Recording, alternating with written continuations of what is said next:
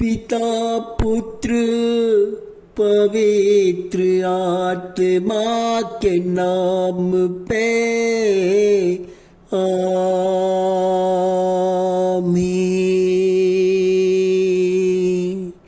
ओ पवित्र आत्मा आजा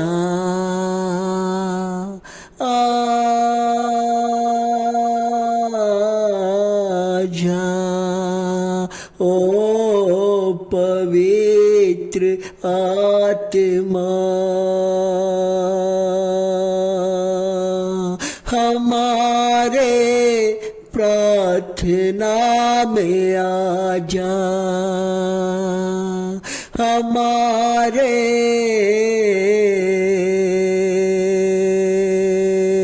जीवन में आजा, ओ पवित्र आत्मा।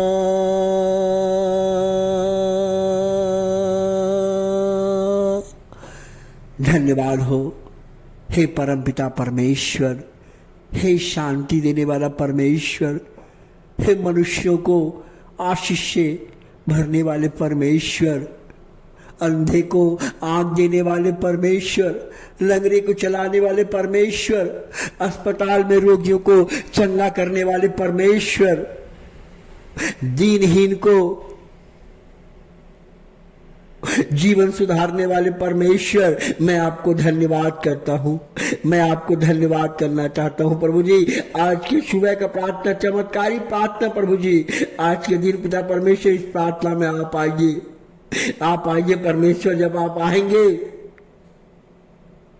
जब परमेश्वर प्रार्थना में आता है तो जीवन बदलता है, जब परमेश्वर प्रार्थना में आता है तो आशीष बढ़ती है, क्योंकि बिना परमेश्वर का जीवन अधूरा है, बिना परमेश्वर का जीवन अधूरा है। परमेश्वर है तो जीवन है, परमेश्वर नहीं तो कुछ नहीं है। आज यह सवाल सभी के पास है। आज लोगों के पास धन दौलत बंगला गाड़ी सब कुछ है, लेकिन उसके आत्मा में, उसके शरीर में, उसके परिवार में खालीपन है, खालीपन है, चिंताएं हैं, दुख है, तकलीफ है। इसका कारण है कि हमारे पास सब कुछ है, लेकिन हमारे पास परमेश्वर का आशीष नहीं है। हमारे पास परमेश्वर का आशीष नहीं है। इसलिए प्रभु यीशु मसीह एक दिन निर्जन प्रदेश में कई लोग आए, उनका प्रवचन सुन रहे थे, और प्रवचन सुनते सुनते 2 दिन से प्रवचन सुन रहे थे, सुनते सुनते सुनते जब प्रवचन समाप्त हुआ तो प्रभु यीशु मसीह को दया आ गया कि अब तो समाप्त हो गया, ये लोग कैसे वापस घर जाएगा। और इन लोग को भूख लग गया था। तो प्रभु यीशु मसीह शिष्यों से पूछा कि तुम्हारे पास क्या है? तो शिष्यों ने कहा, प्रभु मेरे पास तो 7 रोटियां हैं और कुछ मछलियां हैं। यहाँ देखते कि 4000 लोग उपस्थित हैं और उनको भोजन देना है, क्या करेंगे? तो प्रभु यीशु मसीह ने कहा अपने शिष्यों से, जाओ और वो 7 रोटी मेरे पास लेके आओ। उन्होंने 7 रोटी लेके आया, और लेके आने के बाद घुटने ठेके, और घुटने टेक कर प्रभु यीशु मसीह ने आशीष का प्रार्थना और धन्यवाद का प्रार्थना पढ़ा, स्वर की ओर देख के बोला, हे पिता परमेश्वर, आज हमारे बीच 4000 लोग हैं और हमारे पास सिर्फ 7 रोटियां हैं, लोग कैसे खाएंगे?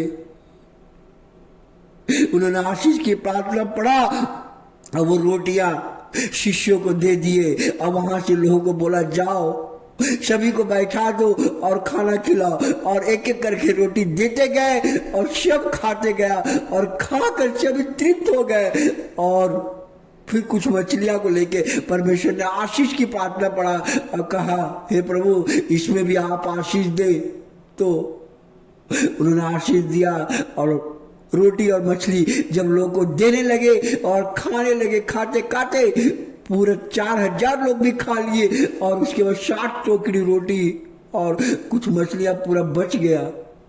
आज परमेश्वर कहते हैं कि हम जो भी काम करते हैं, पहले अगर प्रार्थना करते हैं तो हमारे जीवन में, हमारे घर में, हमारे परिवार में आशीष आता है। जिस तरह हम घर में अनाज लेके आते हैं, प्रभु को अर्पित करेंगे, प्रभु ये अनाज को आप आशीष दीजिए, मेरे रसोई घर को आशीषित कीजिए, मेरे चावल को आशीषित कीजिए, मेरे तेल को आशीषित कीजिए। जब आप आशीषित करेंगे, हमारे घर में जब लोग आएंगे तो हमारा कमी नहीं होगा। इसलिए प्रभु यीशु मसीह इस प्रकार सभी लोग को खिलाए और सब वहां से वापस हो गए। आज हमारे जीवन में हम जो कुछ भी करें, परमेश्वर कहता है कि पहले तुम आशीष का प्रार्थना पढ़ो, धन्यवाद का प्रार्थना पढ़ो। और धन्यवाद का प्रार्थना पढ़ने से हमारा जीवन बदलता है, हमें शांति मिलता है। धन्यवाद करने से हमारा मन आनंदित है, तब हम धन्यवाद देंगे। परमेश्वर को जब हम जानेंगे तब धन्यवाद देंगे। परमेश्वर की महिमा को जब देखेंगे तब हम धन्यवाद दे देंगे। ऐसे हम धन्यवाद मनुष्य नहीं दे सकता है। जो परमेश्वर को जानता है, उनके वचन पे चलता है, उनको मानता है, वही व्यक्ति धन्यवाद दे सकता है। जैसे आज के जिंदगी में कई लोग रहते हैं, कई लोग मर के चले जाते हैं, लेकिन जो इस दिन का, आज के दिन का महत्व को जानते हैं, वो सुबह उठते ही कहते हैं, धन्य हो यीशु, आप आज का दिन हमें दिया है और आशीष दिया है। इससे बड़ा कुछ नहीं है। आज का दिन का आशीष, हमें कल की आशीष नहीं चाहिए, हमें आज का आशीष चाहिए। परमेश्वर देखता है जो व्यक्ति छोटी छोटी बातों में आशीष देगा, उससे परमेश्वर खुश हो जाता है। देखो, जो छोटे छोटे चीजों में आशीष देता है, वो बड़ा चीज का भी आशीष दे देगा। जो छोटे चीजों में ईमानदार है, वो बड़ा चीज में भी ईमानदार हो सकता है। इसलिए प्रभु कहते हैं, धन्य है वो व्यक्ति जो हमेशा धन्यवाद करते हैं।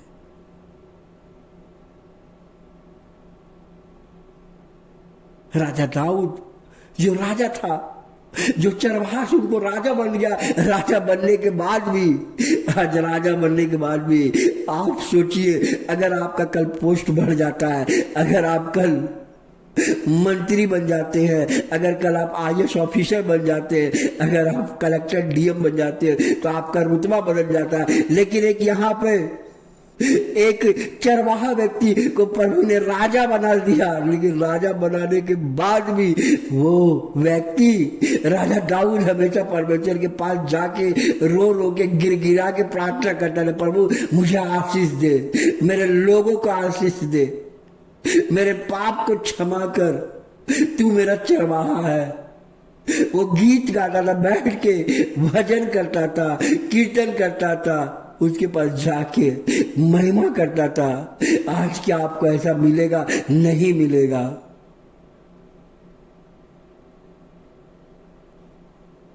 इसलिए राजा दाऊद हमेशा कहता, प्रभु मैंने युद्ध लड़ा, मैंने 66 युद्ध लड़ा, सभी युद्ध में आपने विजय दिलाया, सिर्फ आपके कारण। आप जहां है वहां विजय है, आप जहां है वहां धन है, दौलत है, संपत्ति, सब कुछ का आशीष है। जहां प्रभु है वहां आशीष है। हे पिता परमेश्वर, मैं आज प्रार्थना करता हूँ, हमारे लोगों के चाहे जो भी स्थिति में हो, परमेश्वर हमारे लोगों के जीवन बदलिए। आज जो बिजनेस करता है, धंधा करता है, उनको कहता है कि मैं जाता हूँ लेकिन मुझे नुकसान हो जाता है, मैं माल वाले को दे दे के थक जाता हूँ। नहीं प्रभु, उनको आशीष दीजिए कि उनके धंधे में बचे, बरकत हो, पड़े बरकत का आशीष से भर दीजिए पिता परमेश्वर।